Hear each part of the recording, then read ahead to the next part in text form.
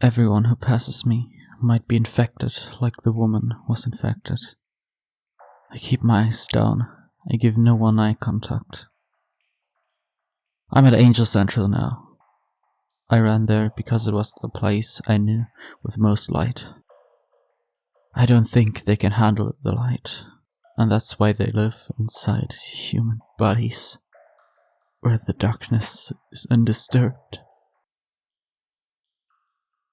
My eyelid is bleeding where the bitch bit me. I think one of them got under my skin, and I can feel it burrowing.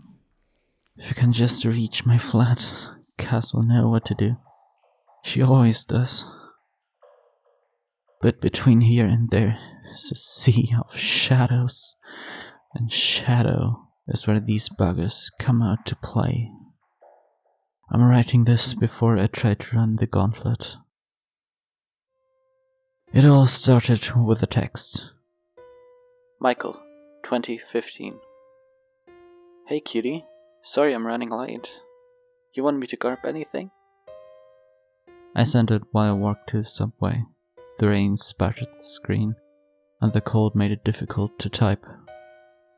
Predictive text had surely covered the message, but I scanned it well enough to know she'd get the gist. My head was pounding. The stress of work was getting to me. The turnstile and the escalator and the chrome roofs of the underground.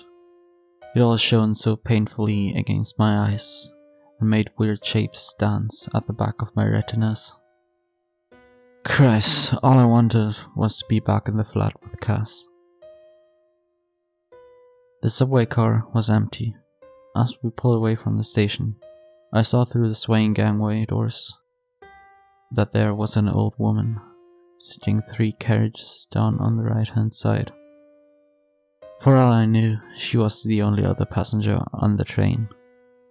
And after 12 hours, arse to arse with 100 other underpaid cubicle zombies, I was glad of the space. I grabbed my phone out of my jeans and flicked through my recent messages.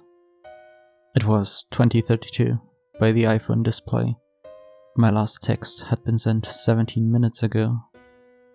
It was marked red, so she'd seen it, but she still hadn't replied.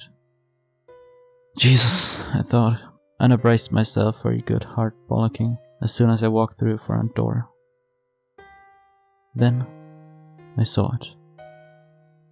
What? Cassandra, 2014. Garb, some run I'm making the curious.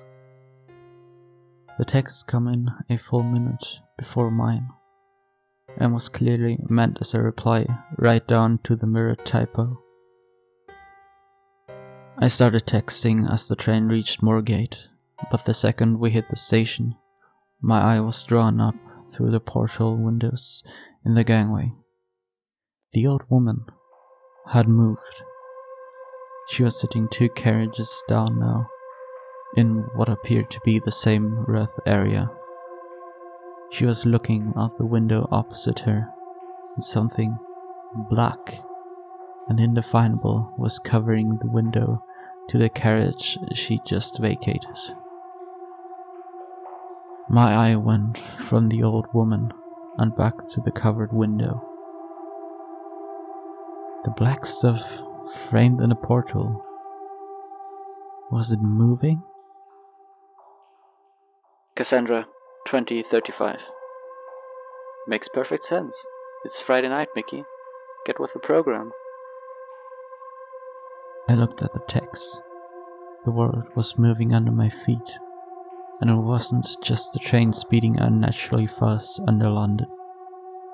I felt sick and confused at the same time, like my nervous system had just been subjected to G-force. Michael, 2036. Cass, babe, you're not making much sense. The train reached Old Street, and the sickness in my stomach became actual physical pain. I looked up at the window, and I saw what I dreaded to see. The old woman was only 1 carriage down now, and the black, wriggling mass that had covered the further window now covered the next in the same way. My phone vibrated. Cassandra, 2037. Wrong? I didn't have any control over my hand. I watched myself type it. Michael, 2038. Cass, there's something wrong.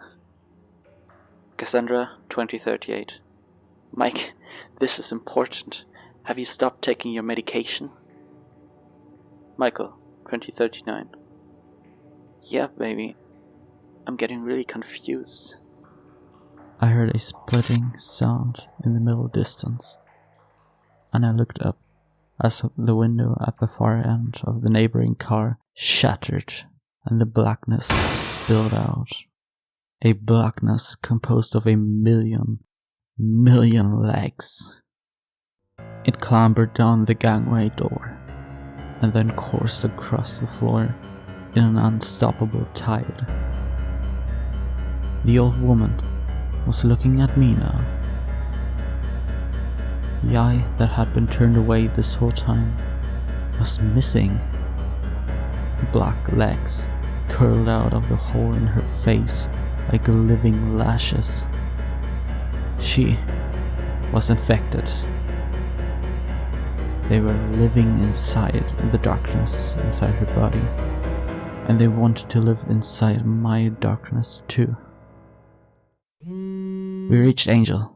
My phone buzzed just as the light in the carriage went out. I knew the woman was sitting next to me. I could feel her breath on my skin, and I could hear the glass in the window only feet away as it crackled and strained under the pushing weight of all those legs. If it wasn't for the light from my phone, I wouldn't have been able to read the text. Cassandra, 2040. Mike, you're scaring me. Who's chasing you? Michael, 2041. Everyone's chasing me, Cass. Everyone.